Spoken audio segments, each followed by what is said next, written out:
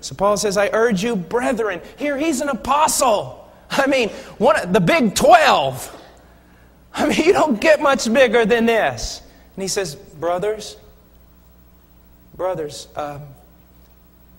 listen to me.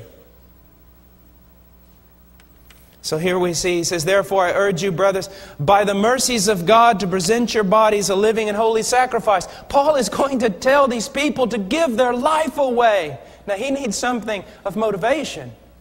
I mean, if I were to tell someone, look, you need to give your life away, they would probably ask, why? And Paul says here, by the mercies of God, because of God's mercies demonstrated to you through Jesus Christ, give your life away. You say, well, what are these mercies? First of all, it's a plural.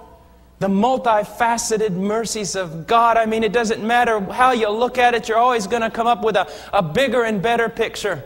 You look at mercies of God from one side and you think, well, maybe it's one-dimensional like most things in our life. But then you get behind the thing and you realize you discover something completely new. And then you go to one side or another, or you go below and look up, or you go up and look down, and you try to grasp, comprehend the beauty of this mercy that's been given to you. And you say, what mercy? You go to the first 11 chapters of this book of Romans and you discover what mercy. The fact that we were all lost and deserved condemnation. The fact that we could not save ourselves by our own works and didn't even want to. The fact that God sent His only begotten, precious, holy Son to die on a tree carrying our sin and condemned under our judgment. And when He died, He paid the price, and after paying the price, He rose again from the dead, and 40 days later, He was exalted in the heavens. He sat down at the right hand of the Majesty on high, and He sat there as God's man for you. And He ever lives to intercede on your behalf. Now, do you need more motivation? Because if you do, you're lost. If you need me to tell you that if you serve God, you'll get a Mercedes, you're lost. If you need me to tell you that if you serve God, He'll heal your body and fix every one of your problems, if you need that, you're lost. If Jesus is not enough to motivate you to godly living, you don't know Jesus. So let's keep it simple. Christ and Christ alone. No one else. I have need of nothing else. It is well with my soul. I want my sons to put their life at God's disposal. Here I am, Lord. Speak to your servant. What do you want from me? That's all. That's all that really matters. As a matter of fact, my dear friend, when you're on your deathbed, and you will be there, when you are on your deathbed, the only thing that's going to be running through your mind is, did you put your life at His disposal? I mean, I want to tell you something right now. If I were to go to Ethiopia and start 500 churches in 3 years, but God told me to be a janitor in a small Midwestern town, I'd be disobedient planting all those churches. It's not to do great things. It is to obey God. It is to put your life at His disposal, and that is it. Isn't it simple? I had a guy walk into my office one time. He said, you know, the Christian life is very, very complicated. I said, no, it's not. He said, yes, it is. I said, no, it's not. He said, yes, it is. I said, no, it's not. And I won because I was the pastor. I could also whoop him. I said, no, it's not complicated. He said, well, there's so many decisions. I said, no, there's not. I said, God's already made all the decisions, son. Now you've got the same problem I do. You going to obey or not? You going to put your life there or not? And I want you to understand, let's go back to that word brethren. When I'm preaching this to you, as my preacher back home says, my pastor, he says, I got one finger pointing at you, I got 3 pointing back at me. This is as much for me as it is for you today.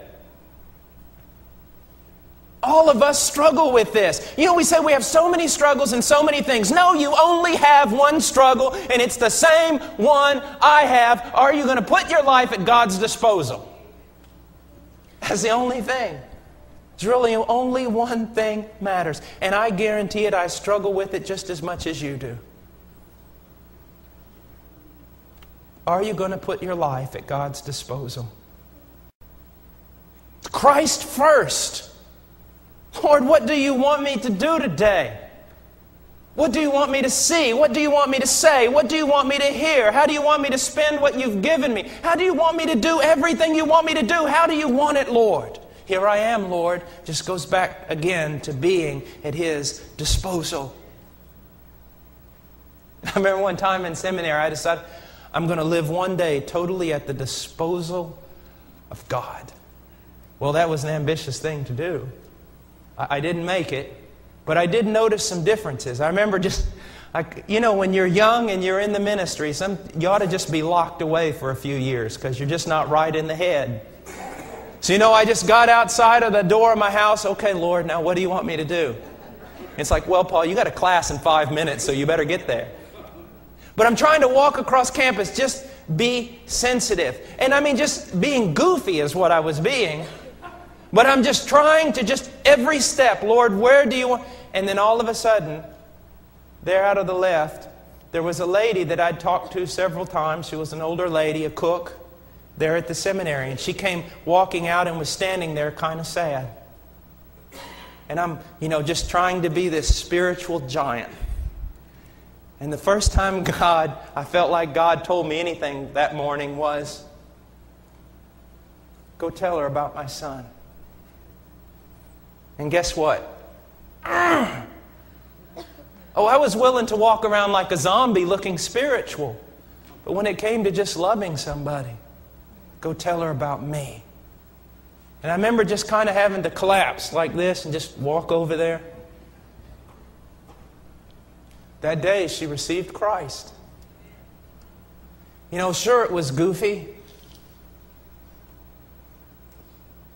But God will honor a heart that makes any kind of attempt to be at His disposal.